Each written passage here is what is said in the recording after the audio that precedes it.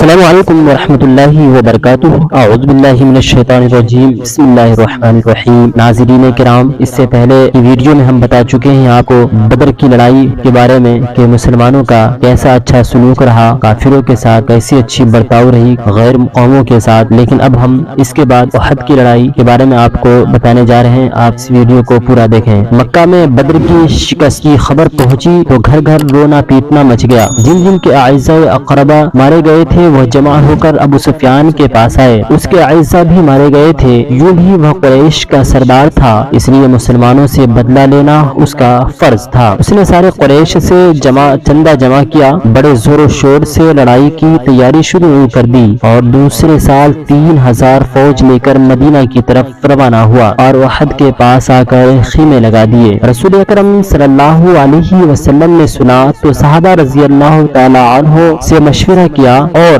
1000 آدمیوں کے ساتھ مقابلے کے لیے چل پڑے۔ راستے میں منافقین کی ایک بڑی جماعت الگ ہو گئی اور آپ کے ساتھ صرف 700 آدمی رہ گئے۔ لڑائی کا وقت آیا تو آپ نے پشت پر جدھر سے کافروں کے حملے کا خطرہ تھا، حفاظت کے لیے عبداللہ بن جبیر رضی اللہ تعالی عنہ کے ساتھ ایک دستہ مقرر کر دیا اور فرمایا کہ گھاٹی پر کھڑے رہو، ہمیں جیت ہو یا ہار تم اپنی جگہ سے نہ ہٹنا۔ اس کے بعد جنگ شروع ہوئی اور مسلمان بڑی بہادری سے لڑے، کافروں کے پاؤں اکھڑ گئے۔ یہ دیکھ کر تیر انداز جو پشت پر حفاظت کر رہے تھے مال غنیمت کی طرف جھپک پڑے، ان کی جگہ خالی دیکھ کر خالد بن ولید نے ادھر سے حملہ کر دیا۔ مسلمان لوٹ میں لگے ہوئے تھے اس لیے نہ روک سکے اور بہت سے مسلمان شہید ہو گئے تھے۔ اس ہنگامے میں مشہور ہو گیا کہ رسول اکرم صلی اللہ علیہ وسلم نے شہادت پائی۔ اس خبر کے اڑتے ہی مسلمان بدحواس ہو گئے اور ان کے پاؤں اکھڑ گئے، لیکن بہت سے مسلمانوں کا جوش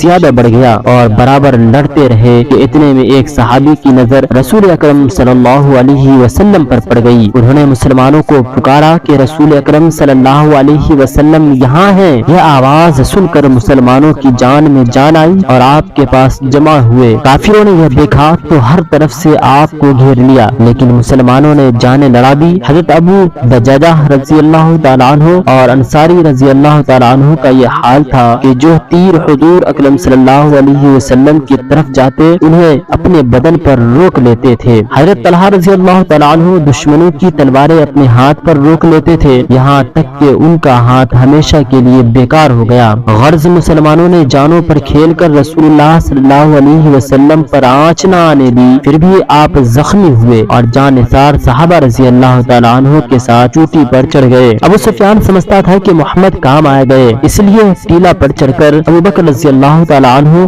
اور عمر رضی اللہ تعالیٰ عنہ کو پکارا۔ جب اس کو معلوم ہوا کہ رسول اکرم صلی اللہ علیہ وسلم زندہ ہے تو اس نے کہا کہ آج کا دن بدر کا بدلہ ہے، اگلے سال بدر کے مقام پر پھر ہمارا تمہارا مقابلہ ہوگا۔ حضور صلی اللہ علیہ وسلم نے صحابہ رضی اللہ تعالیٰ عنہ سے فرمایا کہ کہہ دو منظور ہے۔ اس لڑائی میں 70 مسلمان شہید ہوئے۔ یاد ہوگا کہ بدر کے قیدیوں کے ساتھ مسلمانوں نے کیسا اچھا سلوک کیا تھا، لیکن کافروں نے زندوں کا کیا ذکر، مردوں تک سے برا سلوک کیا، لاش کو ٹکڑے کر ڈالا، ان کے ناک کان کاٹے، پیٹ پھاڑا، کلیجہ نکالا اور اسے چبایا۔ غرض کے جو کچھ برائی اور بدسلوکی ان سے ہو سکی انہوں نے کی۔ ناظرین اکرام، امید کرتا ہوں کہ آپ کو یہ ویڈیوز اچھی لگی ہوگی اور احد کی لڑائی کے بارے میں آپ کو پوری جانکاری ملی ہوگی۔ اس کے بعد کی ویڈیو ہم لے کر آئیں گے کہ خندق کی لڑائی کیسی تھی، اور اس سے پہلے ہم بتا چکے ہیں کہ بدر کی لڑائی اگر آپ نے اس ویڈیو کو نہیں دیکھا ہے تو آپ اس کو بھی دیکھ سکتے ہیں۔ اس کے بعد تھا بدر کے بعد احد کی لڑائی، اس کے بعد خندق کی لڑائی دوسری ویڈیو میں آئے گی، اس کے بعد صلح حدیبیہ بتاؤں گا، اس کے بعد اسی طرح آپ کو فتح مکہ، غزوہ خیبر، خطوط، یہ سارے ویڈیوز آپ کو دیکھنے کو ملے گا۔ تو آپ ہمارے اس چینل کو سبسکرائب ضرور کریں، نوٹیفیکیشن کے ذریعے سے آپ تک یہ ویڈیو پہنچ جائے گا۔ اس کے لیے ہمارے اس چینل کو سبسکرائب کریں، ویڈیو کو لائک کریں، کامنٹ کریں اور آگے شیئر کریں۔ اللہ حافظ۔